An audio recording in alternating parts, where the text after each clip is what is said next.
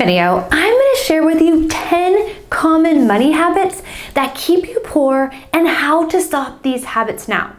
I know I've been guilty of many of these myself, but once you're aware of them, then you can change your habits and you'll be shocked at how much quicker you will grow your wealth. So let's jump right in. Hey everyone, this is Lauren Mack with Hacking the Rat Race, and I would love for you to hit the like button and subscribe so you don't miss any more videos on money, saving, and investing. Like I said, today I'm going to share with you 10 common money habits that keep you poor and how to change these habits now. And if you stay to the end, I'm going to give you a tip that can change your money habits and create wealth even quicker and easier. Let's face it, most of us learn our money habits from family, friends, or just by learning them the hard way. Unfortunately, money habits are not taught in school, which I personally believe is intentional to keep everyone stuck in debt and tethered to the 9-to-5 rat race until you can hopefully retire in the final years of your life. And if you're anything like me, then that sounds like complete torture and way too long to start living the life I want. However, the good news is that while managing your money may seem overwhelming and confusing at first, when you learn the basic principles, it is actually easy and fun to master your money and to get out of the grind as soon as possible. So let's jump right into the first money habit. The first money habit is only focusing on one stream of income. So many people only focus on one stream of income, the money they make at work. They think about getting raises, changing jobs to increase their salary. And while there's nothing wrong with wanting to make more money, in fact, that's great. It's more important to work on building as many income streams as possible. This could be investing in real estate, dividend stocks, regular stocks, getting interest, or even creating your own assets. Like writing a book, you create it once, and then you keep getting paid every time someone purchases it. Changing this one habit and focusing on creating more income streams can exponentially grow your money and build wealth over time. There are two ways to build wealth. One is cutting back expenses, and the other is creating more income. Creating more income and not focusing on one income stream will help you build wealth so much faster. If you're thinking, that's great, Lauren, but I have no idea how to invest in real estate or buy stocks, I get it. But I promise that it is not difficult and it can be broken down very easily. I have so many other videos that can help you, and I will list them in the video notes below. Now, the second money habit is investing while you still have debt. And you might be thinking, what? All the people say invest, invest, invest. And yes, that's true. You should invest as early and as much as possible. But first, you need to pay off your debt or at least look at the interest rates you're paying on your debt. Let me give you a quick example. Let's assume you have a credit card and the interest rate's 20%, which is actually not a bad interest rate as they can often be as high as 27%, especially for cards with large rewards. Now let's say you're investing in the stock market and the historical return is 9%. If you subtract 9 from 20, you get 11. That means you're actually losing 11%, even if you were getting a 20% return on the stock market, which is remarkable. You would still not be making any money. Something else people forget to factor in is inflation. Let's say you only have a 7% interest rate on your debt and you were able to make 9% in the stock market. Then that seems good, right? You're getting a 2% return on your investment. However, long-term inflation is normally calculated at about 3%. In reality, it's about 1.5% year over year. So in this case, you would only be making about 0.5% gain, and if you use the long-term inflation rate, you would be negative. Again, to quickly recap, you get your interest rate on your debt, subtract the interest rate on your investment, and then to be conservative, subtract 3. If the number is negative, then you should pay off your debt first. If the number is positive, then you would be making more money by investing.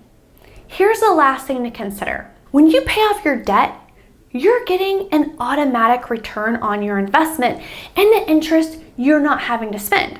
So for example, if your credit card is a 20% interest rate and you pay that off, you're automatically getting a 20% return on your investment instead of having to pay that interest later. To build actual wealth, you must look at the numbers. Now, the third money habit is buying into all the hype about what you're supposed to have, and that if you don't have a certain lifestyle or cars or clothes or the latest and greatest, that you haven't #made it. The habit is one of the largest wealth killers and really one of the biggest lies. More often than not, when someone has to show how rich they are, it's because they're actually broke. It doesn't take a lot of money to finance a rich lifestyle, especially considering each year loan terms get longer and longer, which just means people will be broker and broker. You have #made it when passive income covers your lifestyle and you can break out of the rat race. If people are judging you because you aren't keeping up with the Joneses, they aren't your friend. But the best part is, if you learn how to become financially free and actually do it, then I can assure you, they will be the ones jealous of you when you're living life on your own terms and they're still trapped in the rat race. The fourth money habit is the fear of facing your finances. This is a really serious habit that impacts so many people. Some people avoid it because they've been taught or shown that personal finance is overwhelming, confusing, that there are just so many numbers, and it's too hard to figure out. There are also people who fear facing their finances because they don't want to see how much debt they're actually in or what getting out of debt might look like. Instead, it's easier to just avoid it completely and pretend like there isn't a problem. This is a common money habit. So if you have this money habit, don't feel bad about it. This is a judgment-free zone. However, I just want to tell you that you don't have to fear your finances. Where you are is where you are, and that is just fine. The important part is that you face them and you move forward. A great way to do this is have a money date with yourself or with your significant other. This doesn't have to be an extravagant date or even going out. You could stay in, get a bottle of wine, some chocolate, cook your favorite meal. The main thing is that you're in a positive, relaxed environment. Then, give yourself an hour or so and just look at your finances. Don't beat yourself up. Just try and look at them objectively and see where you are and go from there. If you feel like your finances are overwhelming or confusing, then just take a deep breath and know that learning about personal finance can be easily broken down into simple steps. And the very first step is looking at your finances and just seeing how much debt you have and what your current spending habits look like. The worst thing you can do is just keep ignoring them. They're still there regardless, so it's best to take a look at them as objectively as possible and make a plan to move forward. The fifth money habit is not having a plan for your money. This occurs when someone does not track their spending or create a budget. Creating a budget is very important. So many people view their budget as cutting everything out, not being able to have fun. This is not the case. Having a budget is simply having a plan for your money and creating goals. If you don't have a plan, then you can't get where you want to go. And it's very rare that someone just stumbles into wealth. Rich people don't just stumble into it. They made a plan, they took the first step, and they executed. I would also like to add that having a budget doesn't have to be a laborious task you have to do each month. In fact, I have a super simple set it and forget it budget video. I'll link to it at the end of this video, and I'll put it in the show notes below. Creating a plan for your money and setting goals is one of the most important first steps to fast tracking wealth. The sixth money habit is creating more debt and buying more than you actually need for reward miles or cash back. I get it. I love reward miles and I put everything on my credit card. This can also be hard because sometimes it can be so tempting, especially when you're trying to sign up for those bonuses. They say you have to spend $3,000 in the first 3 months, and that can lead to extra spending and extra debt. Additionally, if you carry a balance on a rewards card, the interest wipes out all the benefits and actually costs you extra money. So if you're using a reward card with points, be sure you are never carrying a balance. This way you're truly getting the reward. Another way I keep myself from overspending on my budget, as I discussed in my super simple set it and forget it budget video, is that I have a card for spending and a card for bills. I have them both set up to pay the full balance due and not the minimum each month from the allocated accounts. Then you can monitor your balance on your card the same way you would monitor your bank account to make sure you're not going over your budget, but still being able to take advantage of those sweet rewards. The 7th money habit is accepting debt as a way of life. Every year that passes, a truckload of debt is just normal, and how we're gonna survive without it. I honestly believe the marketing of debt, coupled with the fact that they purposely don't teach personal finance in school, is made to keep everyone stuck in the rat race and stuck in the grind. This is not normal. And if you want to be free, own your own time, and live your best life, then you have to reject this and see it for what it is. There are times when debt can be used as leverage, in the example of buying a profitable rental property that someone else is paying for while making you wealthy. Yes, that is okay. But getting a huge home loan, a car loan, a student loan, several credit cards, a furniture loan, literally, it seems like these days you can get almost anything on a loan. That is the quickest way to stealing your wealth.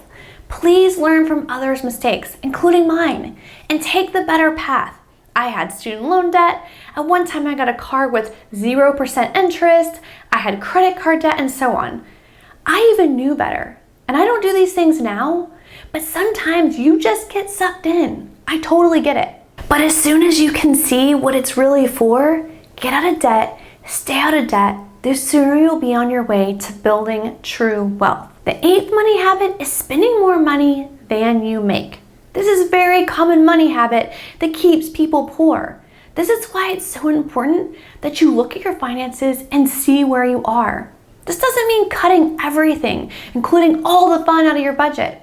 What this could mean is getting intentional on what you're spending your money on. So many times we waste money on things we don't even care about, or we impulse buy things we don't need or care about.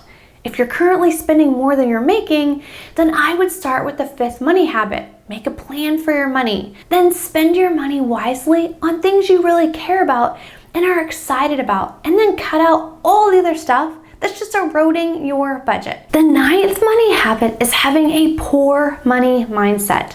There is so much that gets wrapped up around money, but the truth is, money is only a tool. It is nothing more or nothing less. The difference is all the thoughts that we assign to it, the way we view the wealthy, the way we view the poor, thoughts about our ability to make more or not make more, the status symbol it creates or does not create. That doesn't include the shame we put on ourselves for not managing our money properly, not being where we thought we would be financially. Literally, this could be a video in and of itself.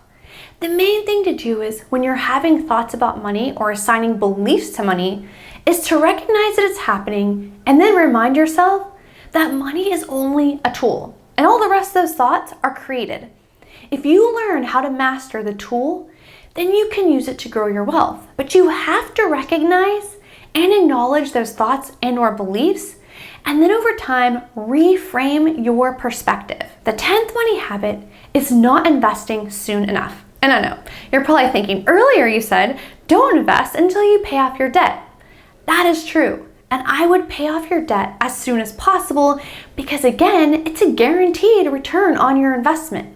However, when investing time is your best friend, the earlier you invest, the easier and faster it is to grow a large sum of money over time. When you are in your 20s and just starting out, it can seem so hard to invest because you're just starting out and not making very much money. But investing anything you can will get you off on the right foot. If you can invest at least 10% of your income, then all the better. And I know when you start investing, it can seem hard because you feel like you're not getting very big returns, and maybe you're missing out on what you could be spending that money on. But focus on the long-term numbers. You will have to invest much less of your own money to become a millionaire or a multimillionaire the earlier you start, and if you leave money in for the long term. And actually, now that I think about it, I have a bonus money habit, which is avoiding lifestyle creep. This is very common and sometimes happens without people realizing it, especially if they don't have a plan for their money. Why? Because naturally, when we make more money, we think we can afford more things, and sometimes this is even framed as deserving more, bigger, better things. This is the fastest way to erode wealth, resources, and stay poor. If you have a budget and make more money, then work on putting that money to work to build more income streams, and then put that money to work to build more income streams. And before you know it, your wealth is growing rapidly. This doesn't mean you can't ever reward yourself or spend more of your money, but you need to plan for it and manage it instead of letting all your money be taken away by more stuff. Now, I promised you a tip that can help change your money habits even quicker and easier, and that is automating your finances. If you automate your finances, then you'll be able to manage your finances so much easier because you can literally set it and forget it. When the money hits your account, you will only see your spending money, which will make it way less tempting because the rest is out of sight and out of mind. Thank you so much. Don't forget to hit subscribe, and I'll see you in the next video.